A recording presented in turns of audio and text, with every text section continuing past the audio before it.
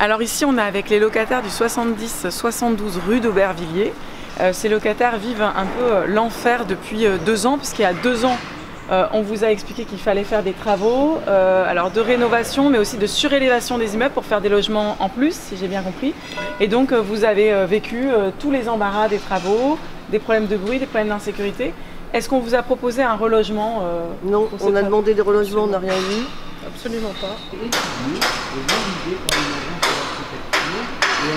Et donc en termes de désagréments que vous avez eu, déjà vous avez eu tout le bruit des travaux, si j'ai bien compris, des bruits de marteau-piqueur pendant très longtemps. Ouais. Poussière. Et de la poussière, vibration, inondation. Et vous m'avez dit que oui, vous aviez eu des dommages. Alors qu'est-ce que vous avez comme dommages? Alors moi j'ai subi, j'habite au dernier étage, juste en dessous de la surélévation. J'ai subi de l'eau, des infiltrations dans ma salle de bain pendant des mois. J'ai eu des inondations. Vous avez été dédommagé pour ça? Pas du tout, j'ai écrit des tonnes de mails, mon assurance m'a voulu me dédommager. Aucune baisse de loyer? Aucune baisse de loyer? Absolument aucune. Voilà. Il y a des vibrations, voilà, aucune réponse, du dédain. Pour votre sécurité, vous avez craint aussi parce que vous avez trouvé que le chantier n'était pas suffisamment sécurisé.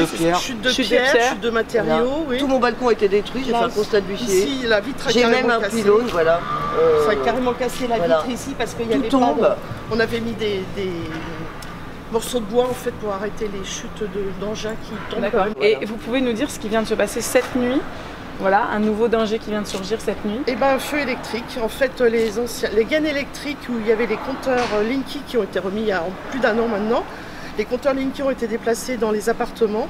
Et c'est la gaine technique au 5e étage où il y a apparemment un raccord avec les nouveaux étages qu'ils vont faire, qui a pris feu. Donc on a eu les pompiers pendant 4-5 heures.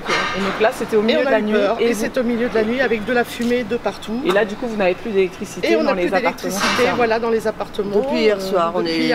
Voilà, plus d'électricité. Les volets roulants, étant donné qu'ils sont électriques, on ne peut pas les ouvrir. On est dans le noir total. Et on ne sait pas pour combien de temps. Vous avez ici des locataires qui sont locataires de logement social et qui ont le sentiment qu'à aucun moment ils ont pu non seulement être consultés pour les travaux, mais être écoutés quand ils étaient inquiets pour leur sécurité. Donc là, vous allez aller au tribunal d'instance pour essayer de faire entendre vos droits de locataire. On a saisi, on a fait des signalements d'insécurité à la mairie du 19e qui a financé, ainsi qu'à la mairie de Paris. Et donc, nous n'avons aucun appui de leur part. Et donc là, fausse totalement. C'est un bailleur social, hein, donc vous dites qu'il y a un lien évidemment avec les pouvoirs publics, avec la mairie. Vous pouvez dire le nom de votre bailleur social? Érigère, voilà. Bah écoutez, je pense que ce sera utile aussi pour tous les locataires de logements sociaux à qui on dit actuellement qu'on va faire des rénovations plan climat, rénovation thermique, mais même aussi qu'on va faire des surélévations d'immeubles, parfois pour vendre et pour l'accession au privé, mais qu'ils sachent aussi tous les désagréments qu'ils peuvent refusent la surélévation.